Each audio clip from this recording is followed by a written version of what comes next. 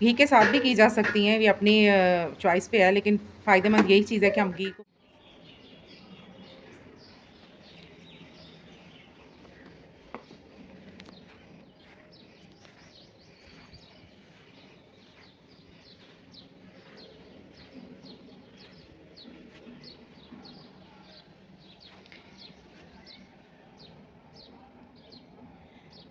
अस्सलाम वालेकुम, क्या हाल है आपके? ठीक हैं?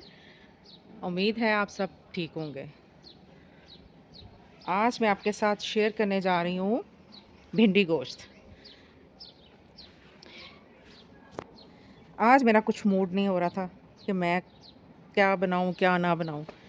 इसलिए मैंने सोचा चलें अपने आप को फ्रेश करने के लिए थोड़ा सा लॉन में निकलूँ और अपना मूड सेट करूँ। लिहाजा आज आपके साथ बनाऊँगी मैं भिंडी गोश्त। ठीक है? गोश्त की रेसिपी है, ये देखें। इसमें हम डाल रहे हैं गोश्त जो है वो हमारा 1.5 kg है, और 1.5 kg जो है वो भिंडियाँ, और 1/2 kg जो है वो टमाटर हैं। इसमें मैंने प्याज जो है वो मैंने लिया है 1 किलो, 1 kg। ठीक है।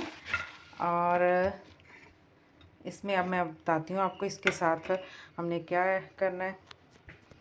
ये देखें, इसमें जाएगा नमक 1.5 टीस्पून है, और 1.5 टीस्पून मिर्च है, हल्दी है 1/2 टीस्पून है, और जलवतरी है, बादियन के फूल है 2 अदद, मोटी इलायची है 2 अदद, और इसमें लौंग है, इसमें ज़ीरा है 1/2 चाय का चम्मच है, और ये 1/2 चाय का चम्मच कलवंजी है, और ज़ीरा जो है वो चाय का चम्मच है। ठीक है। सब्ज़ मिर्चें 10 से 12 अदद, सूखा धनिया साबुत है, और पिसा हुआ सूखा धनिया। साबुत सूखा धनिया जो है वो है हमारा 1 से 1.5 खाने का चम्मच है, और ये खाने का चम्मच पूरा है। लहसुन का पेस्ट मैंने कर लिया, बना लिया इसको, ये है 1 खाने का चम्मच, और अदरक का पेस्ट है वो भी 1 खाने का चम्मच है। और चलिए अब इसकी तैयारी की तरफ चलती हूँ। मैंने कुकर निकाल लिया है, और अब इसमें मैं प्याज ऐड करूँगी। प्याज को हमने करना है पिंक गोल्डन, पिंक कलर में लेके जाना है इसको, लाइट पिंक कलर में। इसमें मैंने ये घी ऐड किया, इसके नीचे मैं आग जला रही हूँ।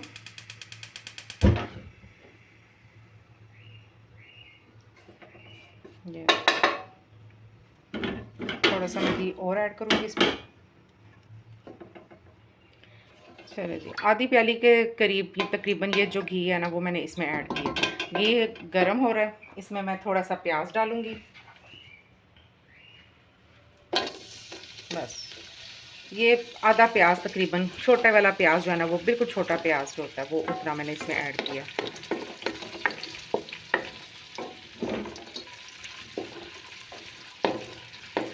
इसे मैं गोल्डन पिंक करूँगी, डार्क ब्राउन कलर में गोल्डन नहीं करना इसको, पिंक कलर में रखना है इसको। ठीक है। ये देखिए 2 से 3 मिनट में ही हमारा प्याज जो है ना ये हो जाएगा पिंक कलर का। खुशबू आने लग गई है। अब मैं इसमें लहसुन का हाँ जी, लहसुन का पेस्ट डालूंगी।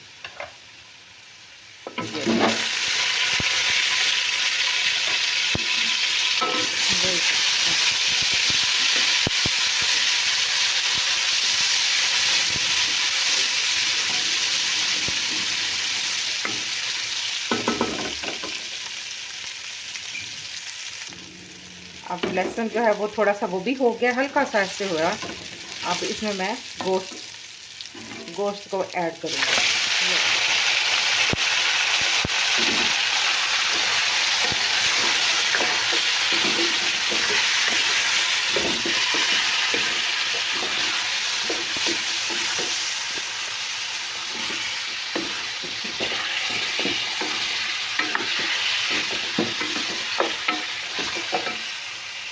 रेसिपी को ऐसे फॉलो करना है कि किस किस टाइम पे क्या क्या चीज़ ऐड की है, फिर ही ये जायका बनता है, फिर ही इसमें लज्जत आती है खाने में। डालने को तो सब कुछ डलता है, लेकिन इसकी टाइमिंग होती है, टाइमिंग के मुताबिक इसको किया जाए तो फिर वो चीज़ की एक टेस्ट निकलता है।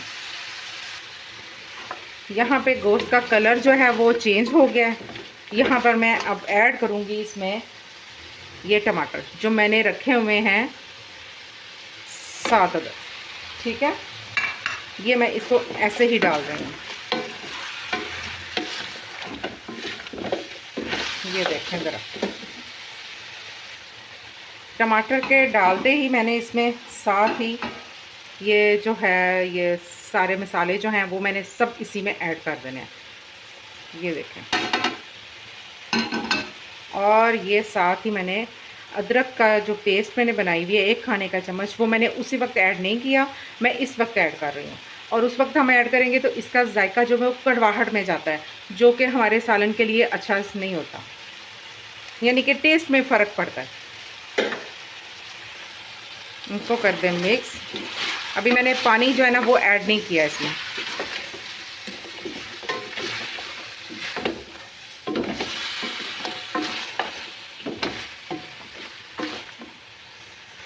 यहाँ पर मैं थोड़ा पानी ऐड करूँगी। पानी हमने इतना ऐड करना है कि गोश्त जो है हमारा वो गल जाए। गोश्त गलेगा फिर उसके बाद इसकी भुनाई हम करेंगे। इसमें पानी मैं और ऐड करूँगी। फिर मैंने इसको लगाना है कुकर। टाइम की बचत करते हुए मैं यहाँ पे लगाऊंगी कुकर, और कुकर को मैं लगाऊंगी तकरीबन 15 मिनट। 15 मिनट में हमारा ये गोश्त जो है ना वो गल जाएगा। फिर इसकी मैं भुनाई की तरफ आऊँगी। भिंडियाँ हैं, अब मैंने जो है वो भिंडियों को मैंने फ्राई करना है। भिंडियाँ जो है वो मैं घी में फ्राई नहीं करूँगी, इसको मैं एयर फ्रायर में फ्राई करूँगी। चलिए अब इसको स्टार्ट करते हैं। चलिए अब इसमें डालते हैं फ्रायर में। एयर फ्रायर ये फ़ायदेमंद है चीज़ है, ये हमें यूज़ करनी चाहिए। मैं इसी में फ्राई करती हूँ आज। वैसे मैं घी में भी फ्राई कर लेती हूँ, लेकिन मैं इसमें भी फ्राई करती हूँ।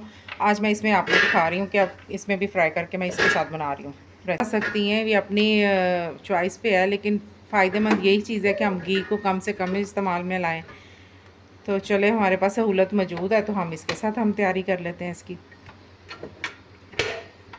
चले हमने इसमें डाल दी है इसकी दरमियानी मिकदार, और इसको हम फ्रायर पे लगा देते हैं।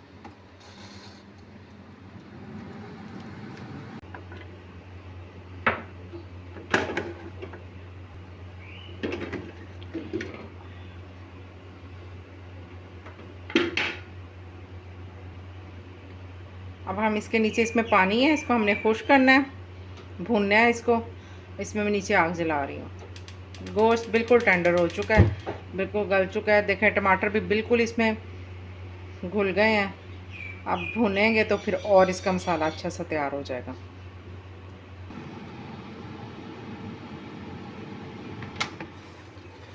भिंडियाँ बिल्कुल फ्राई हो गई हैं। अब इसको मैं निकाल लेती हूँ। भिंडियाँ बिल्कुल फ्राई हो गई हैं। ये देखें सॉफ्ट भी हैं और फ्राई भी हो गई हैं। जब हम इसको घी में हम फ्राई करते हैं तो घी जो है ना इनके अंदर भर जाता है, और हंडिया में बहुत ज़्यादा घी हो जाता है। ये लाइट वेट रहेगी भिंडी गोश्त। ये देखें पानी काफ़ी हद तक खुश्क हो गया। अब हमने इसमें प्याज ऐड करना है। ये जितना प्याज था मैं सारा इसमें ऐड कर रही हूँ।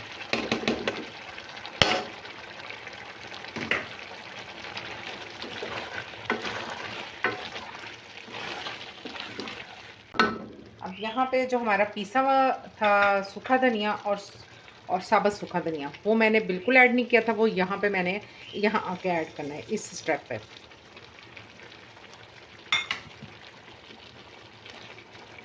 यहाँ पे सूखा धनिया और पिसे धनिया ने दोनों ने अपना बीच में टेस्ट देना है, और यहीं पे आके इसका टेस्ट बनता है। मैंने नमक जो था वो मैंने चेक किया था, इसमें नमक थोड़ा कम था, फिर मैंने थोड़ा सा नमक और डाला। बाकी मिर्च हमारी बिल्कुल ठीक है। जब हमने इसमें प्याज ऐड करना है तो हमने इसको तेज़ आग पर ही इसको भूनना है, क्योंकि प्याज जो है वो पानी छोड़ता है, तो पानी जो है ना वो हमने तेज़ आग पर ही हमें इसको खुश्क करना है, ठीक है। चले जी, ये देखें प्याज ने भी घी काफ़ी हद तक छोड़ दिया। अब अभी है इसमें पानी, लेकिन बहुत फ़र्क पड़ा।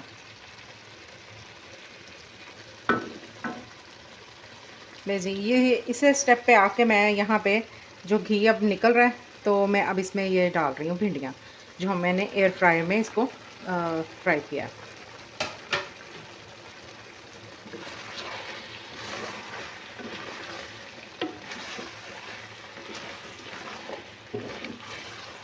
ये देखिए, यहाँ पे जब भिंडियाँ हमने डाल दी हैं, इनको 5 मिनट तक हमने इनको इसी तरह ही नॉर्मल तेज़ आग में ना, दरमियानी आग में इसको बनाना है, पकाना है इसको।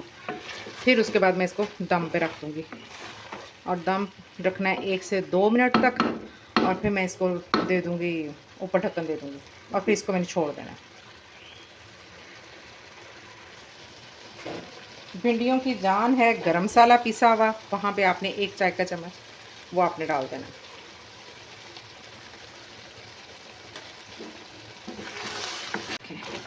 कितनी प्यारी और अच्छी शक्ल निकली है इसकी, और लजीज भिंडियाँ ये तैयार हुई हैं। मैंने इनको टेस्ट किया, बहुत मज़े की बनी है।